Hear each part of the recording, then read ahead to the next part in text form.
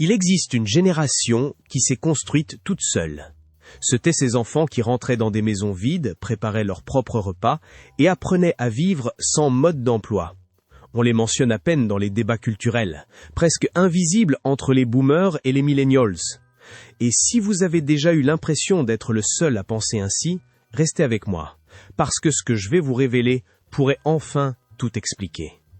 Mais pour comprendre pourquoi la Gen X résonne comme elle le fait, il faut remonter à l'origine, ces maisons désertes. Une recherche publiée dans PubMed a démontré que les enfants à clé développaient à la fois de l'autonomie et un sentiment de solitude.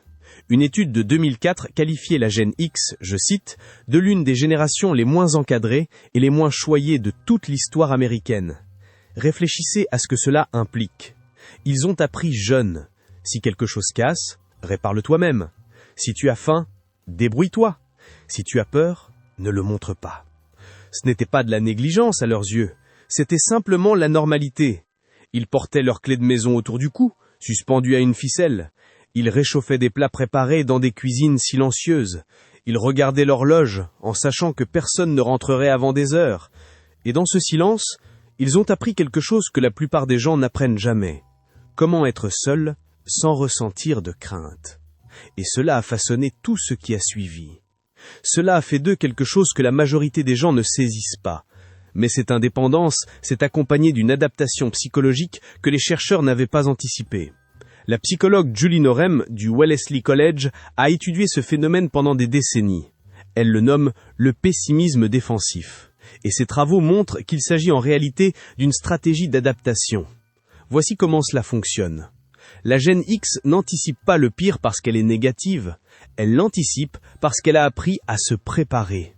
Quand on grandit en observant des crises économiques, des pertes d'emploi et des promesses non tenues, on cesse d'être surpris par la déception. On commence à la planifier. Et voilà ce que la plupart des gens ignorent. Ce n'est pas du pessimisme, c'est de la préparation. Et ça fonctionne.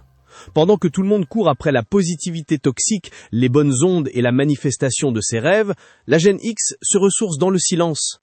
Et si vous regardez cette vidéo, vous le comprenez probablement. Bienvenue parmi les vôtres. Mais voici où les choses deviennent fascinantes. Cette même génération qui se protège avec tant de soin, ce sont parmi les travailleurs les plus acharnés que vous rencontrerez jamais. La Gen X ne parle pas de son éthique du travail, elle se présente tout simplement. Une étude portant sur près de 2000 travailleurs issus de 3 générations différentes a révélé que la Gen X obtient de meilleurs scores en matière de maîtrise de soi et de gratification différée que les Millennials et la Gen Z réunis. Ils ne cherchent pas à être la personne la plus populaire dans la salle. Leur objectif est d'être la plus compétente. Ils sont farouchement loyaux, non pas envers les entreprises, mais envers leur propre savoir-faire. Et voici quelque chose dont personne ne parle, regardez qui a bâti le monde moderne. Jeff Bezos, né en 1964, Elon Musk en 1971, Larry Page en 1973. Ils ne publiaient pas de citations motivantes, ils n'avaient pas besoin de validation extérieure. Ils se sont simplement présentés, ont accompli le travail et ont laissé les résultats parler. C'est l'énergie de la Gen X, et c'est pourquoi ils dirigent discrètement la moitié des entreprises pour lesquelles tout le monde travaille. Cette éthique du travail s'accompagne d'un paradoxe qui déroute leur entourage.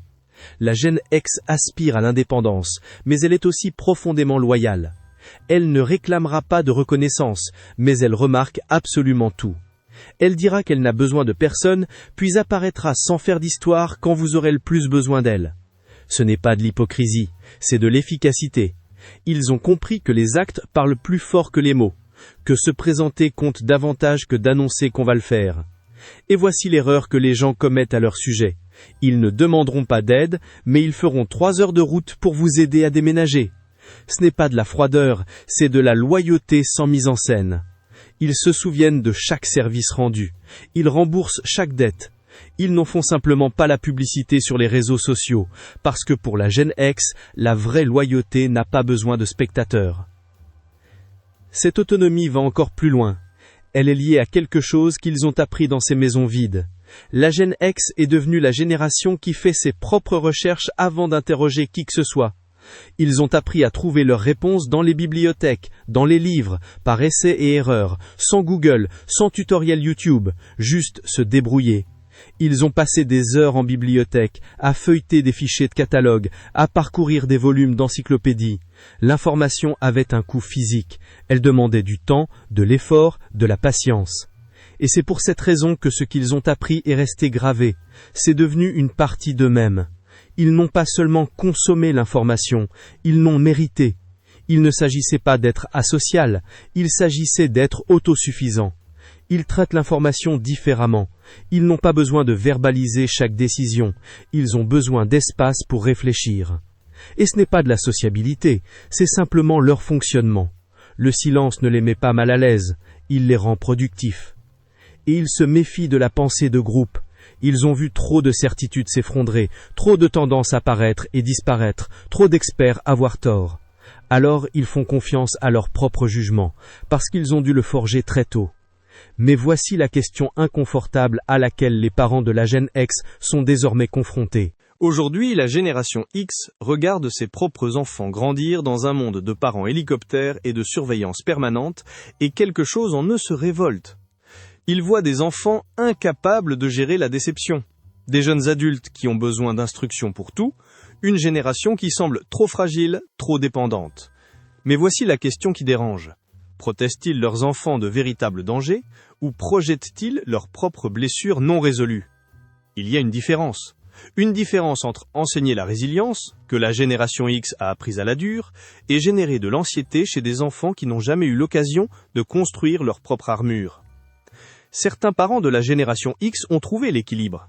Ils ont offert à leurs enfants un cadre sans étouffement, un accompagnement sans surveillance excessive. D'autres sont encore en train de trouver leur voie. Et c'est normal. La prise de conscience est déjà un premier pas. Alors, voici votre bon de permission. Vous n'avez pas à expliquer pourquoi vous n'êtes pas sur les réseaux sociaux. Vous n'avez pas à justifier pourquoi vous préférez réparer quelque chose par vous-même plutôt que de demander de l'aide. Vous n'avez pas à vous excuser d'avoir besoin de silence pour réfléchir. Votre génération a maintenu les choses ensemble sans solliciter d'applaudissements. Et ce n'est pas de la froideur, c'est de la force. Si vous souhaitez mieux vous comprendre, voici ce que je vous conseille. Choisissez un seul élément de cette vidéo qui vous a le plus touché. Laissez-le vous habiter. Vous n'avez pas besoin de le partager, de le publier, ni d'en parler à qui que ce soit. Sachez-le simplement. Et si tout cela a résonné en vous, vous voudrez certainement voir la prochaine vidéo sur la psychologie des personnes qui détestent les conversations superficielles. Parce que le lien est bien plus profond que vous ne le croyez. Abonnez-vous et je vous retrouve très bientôt.